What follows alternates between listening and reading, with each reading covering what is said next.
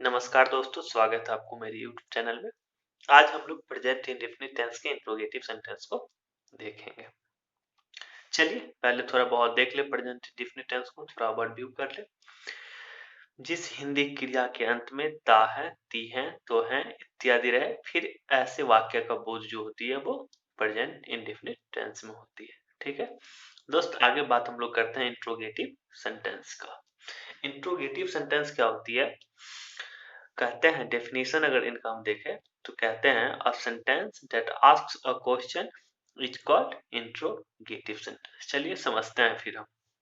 कहते हैं ऐसे वाक्य जिससे प्रश्न पूछे जाने का बोध हो, ऐसे वाक्य को हम लोग क्या कहते हैं? इंट्रोगेटिव सेंटेंस कहते हैं। अगर हम हिंदी में बोले तो प्रश्नवाचक वाक्य कहते हैं। ठीक है दोस्त, चलिए इसकी स्ट्रक्चर जो होती है, बनावट, जो संरचना, वो जो होती है structure, do oblique touch plus subject plus V1 plus object plus question mark. ठीक है दोस्त, इसमें दो सबसे इंपॉर्टेंट चीज है। वो जो पॉइंट है दो इंपॉर्टेंट, वो पहला आपका यूजेज ऑफ टू और दूसरा आपका यूजेज ऑफ डज। सबसे इंपॉर्टेंट क्या है, मेरा बोलने का मतलब ये कि आप कंफ्यूज हो जाएंगे कि टू कहाँ लगाएंगे, डज कहाँ लगाएंगे। चलिए समझते हैं इस चीज को। देखिए, आप पहला देखते हैं यूजेज ऑफ डू का। ठीक है, यूजेज ऑफ डू का।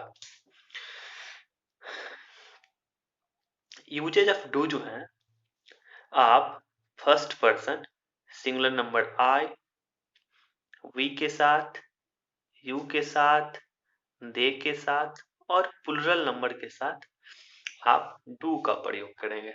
ठीक है, और यहाँ बात हम लोग कर रहे हैं इंट्रोगेटिव सेंटेंस के। तो आप जो हेल्पिंग वर्ब को जो आप सेलेक्ट करेंगे, डू या फिर डज में, इस दोनों में से किसी एक को जो आप चुनेंगे, तो वो आपको जो सेलेक्ट करेंगे आप हेल्पिंग वर्ब को, वो अकॉर्डिंग टू योर सब्जेक्ट। ठीक है, आप सब्जेक्ट के अकॉर्डिंग आप अपने हेल्पिंग वर्ब को चुनेंगे। ठीक है, तो आप समझ गए होंगे आई, वी, यू, दे और प्लुरल नंबर के साथ हम लोग डू का उपयोग करते हैं। दोस्तों आगे डज है। डज का उपयोग हम लोग ही, सी, ईट और कोई भी नाम, जो भी नाम है उसके साथ और सिंगुलर नंबर के साथ हम लोग डज का उपयोग करते हैं। ठीक है दोस्तों, ये है यहाँ भी डज का उपयोग जो आप करते हैं, डू या डज अकॉर्डिंग टू योर, ये जो आपका हेल्पिंग वर्ब है अकॉर्डिंग टू योर सब्जेक्ट। ठीक है दोस्तों, एग्जाम्पल के माध्यम से हम इसको क्लियर कर लेंगे। चलिए शुरू करते हैं। पहला जो आपका ट्रांसलेशन है वो है, क्या तुम्हें तैरना आता है? देखिए, हिंदी क्रिया के अंत में ता है, समझ गए होंगे प्रेजेंट इंडेफिनिट टेंस का है। और आगे जो है वो इस वाक्य से यह बोध होता है कि क्वेश्चन पूछा जा रहा है। ठीक है, क्वेश्चन पूछा जा रहा है, फिर इस वाक्य को हम क्या बोलेंगे? इंट्रोगेटिव सेंटेंस बोलेंगे। Hardly you are aware with the structure of interrogative sentence. क्या है? Do oblique does plus subject plus V1 plus object plus question mark. दोस्तों अगर आप सब्जेक्ट ऑब्जेक्ट में आप कंफ्यूज हैं, फिर आप हमें कमेंट करेंगे, इसके लिए हम एक अलग से वीडियो बना के देंगे आपको। चलिए शुरू करते हैं ट्रांसलेशन। फिर आप पहचान गई है इंट्रोगेटिव सेंटेंस, प्रेजेंट इंडेफिनिट के इंट्रोगेटिव सेंटेंस का वाक्य है। आप स्ट्रक्चर भी समझ चुके हैं।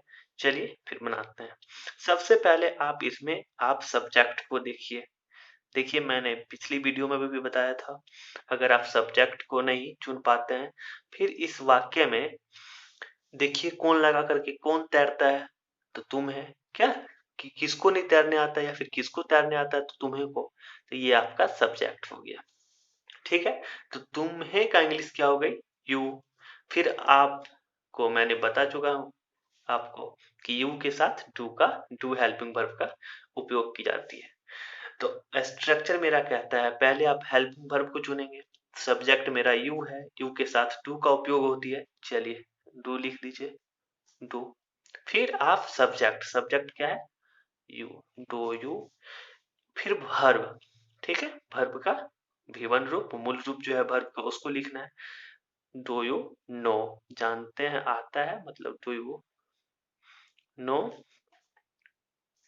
How to swim. ठीक है दोस्तों, चलिए आगे करते हैं।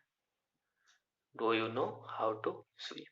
देखिए फिर यहाँ पे हमको क्या देखनी है, अंत में ती है, प्रेजेंट इंडेफिनिट टेंस के हैं, और साथ में इस वाक्य से बोध होता है क्वेश्चन पूछे जाने का।